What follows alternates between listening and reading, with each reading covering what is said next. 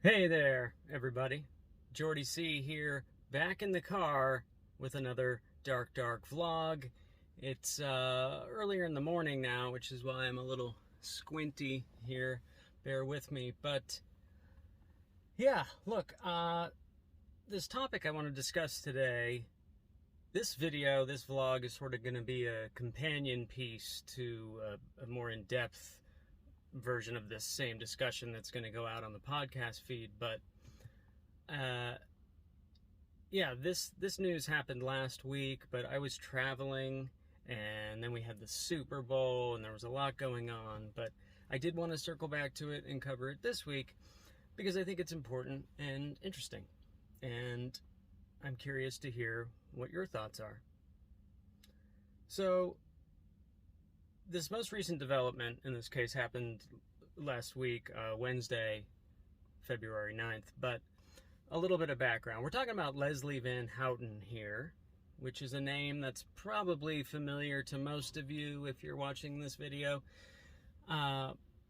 But just in case, Leslie Van Houten was a member, or is a former member of the family, the Manson family, follower of Charles Manson.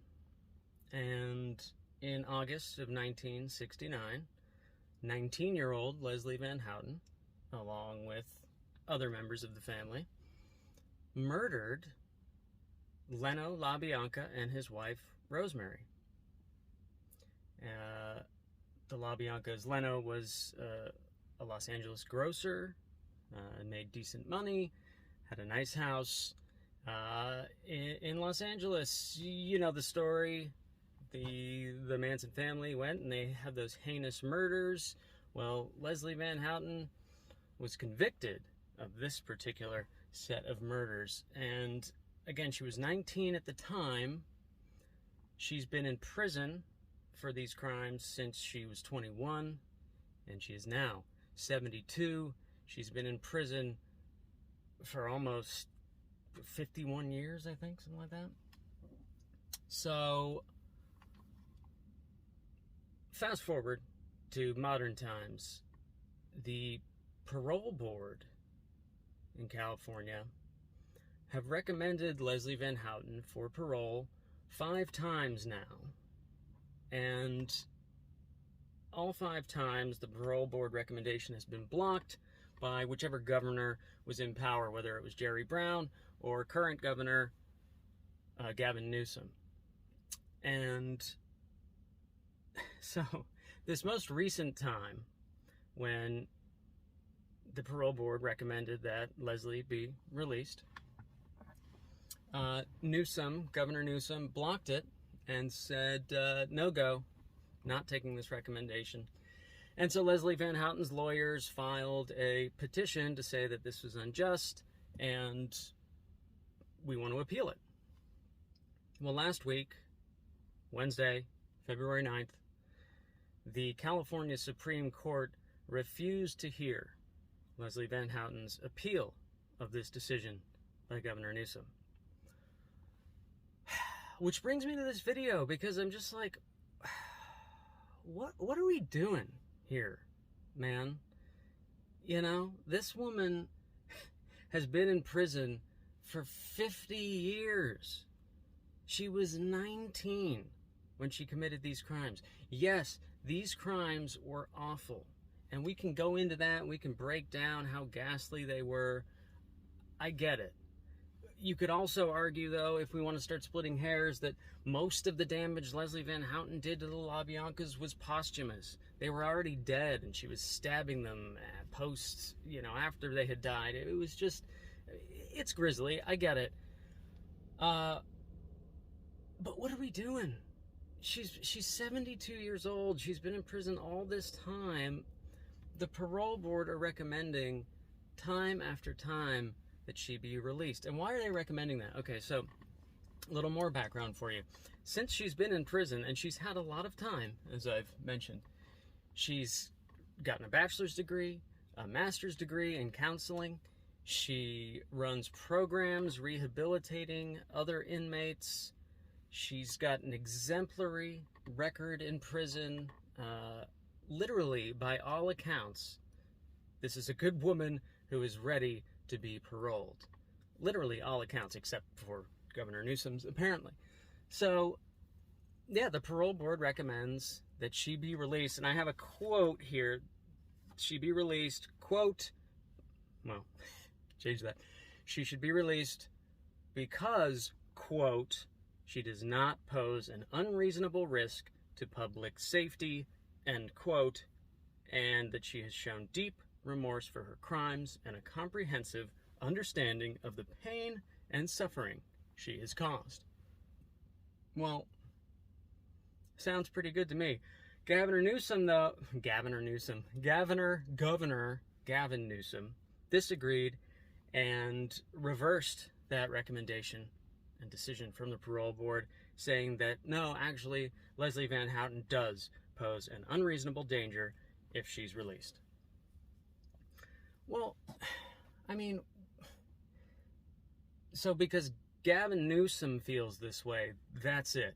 And the Supreme Court's just going to be like, all right, well, he said no, and we're not even going to listen to your appeal, which to me just seems like, a denial of due process, frankly. But what do you think? This is what we do with the vlogs here. I want to know what you guys think, and there are going to be a lot of differing takes, I know, because I was listening to a radio program just the other day where callers called in to talk about this development, and overwhelmingly the callers sided with Gavin Newsom and said, look, Leslie Van Houten is one of the biggest monsters this country has ever known, and she shouldn't be getting out.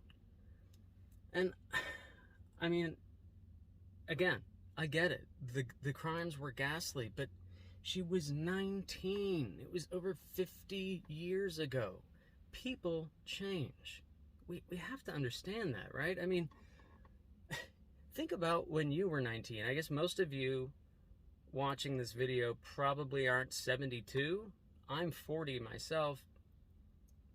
But if I were to be held to things I did when I was 19 and judged and evaluated based on the way I was when I was 19, I wouldn't have much of a shot with people, I don't think. I mean, I did a lot of dumb shit when I was 19.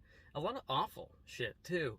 And, you can do dumb and awful shit when you're older as well.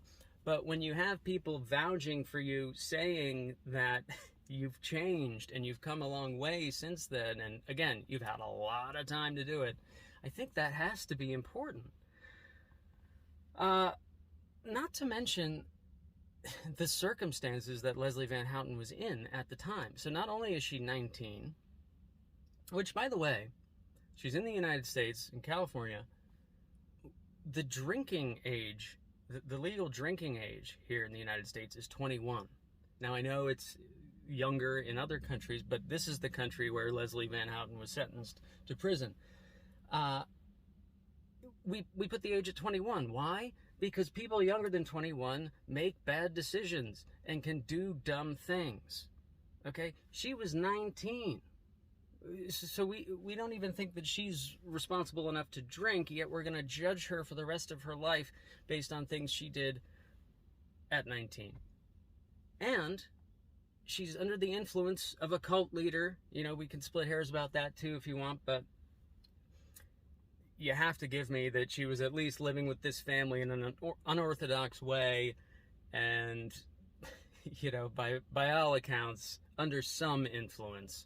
I think you have to acknowledge. And even if you don't want to, we know by her own admission and by many other accounts that Leslie was daily using LSD. She was on hallucinogenic drugs all the time. You go into prison, you come off the drugs, you come out of Charlie's influence, and things start to change. Things clear up. There's a lot to this Leslie Van Houten story. Not going to go into it. This isn't the Leslie Van Houten podcast. But she had a nice upbringing. She was a normal kid. She lost her way, as a lot of teenagers do. And it's just baffling to me that people want to keep her there now at 72. she's paid a debt, and she's ready. The experts have said she's ready. That's the other thing. You know, the people on these panels are experts.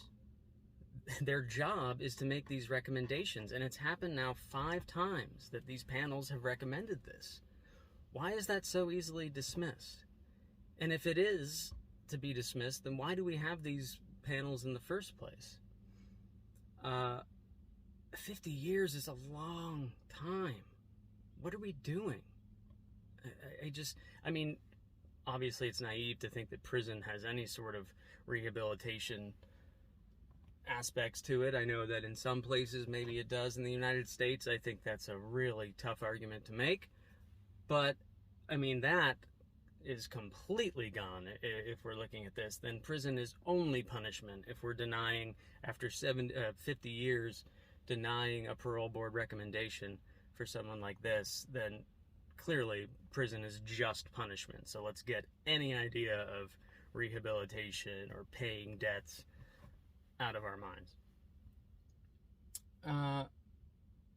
But what do you think? I mean, people that were calling into this radio show I listened to, there was a woman who called in who was in her 60s, and so she remembered and was from the area, from Los Angeles, and just remembered how crazy this time was. And she went back to her feelings from back then when she was a kid and how scared she was. And I get it. Look, I wasn't around, but I can understand that this was a huge deal and people were frightened, and I get that. It's not like they didn't catch the Manson family or these killers right after it happened. There was confusion and people didn't know who's next, who are they going to strike next, who did this. It was confusing and scary, and I get that. But that's, I think, part of the problem is that we're still associating this with like the craziest crime that's ever happened. Well, a lot has happened since, and it's really not that insane. This was to judge it off of the way people felt back then, I just think is dangerous and disappointing. We had other people calling into that radio show that were saying, you know, even if she has seemingly been rehabilitated and has achieved all these things, she's still a master manipulator. Remember, she comes from the Manson family, so she's probably just created this ruse so that she can get out and then continue to murder. And I mean, that is just ridiculous. Really, she's playing the long game here. She's gonna go and get college degrees and teach courses and help all these other inmates so that it'll look good, so that she'll get released and then can go do the rest of Charlie's work. I'm not buying that. Yeah, it just makes no sense to me. Again, think about how much you have changed since you were 19. It is possible. It doesn't matter what influence you were under when you were 19. After some time, things change, and you revert back to maybe who you always were. That's my take on it. What do you think? I'm sure some of you are going to think that she should never get out, never see the light of day, and that's fine. Please, in the comments below, tell me why you think that. Be respectful, always, and be respectful with each other if we're having arguments in the comment section, please. But, yeah, we're all going to have our takes on this, and there are going to be differing takes. But, you know, it's almost like, boy, I wish we had some sort of panel of experts who maybe dealt with this and knew when maybe people were ready to be paroled. If we had something like that, like a panel that could make recommendations, then maybe we would be in a better spot. Oh wait, we do have parole panels, and they have made the recommendation that Leslie Van Houten, age 72, be released after 51 years in prison because she's ready.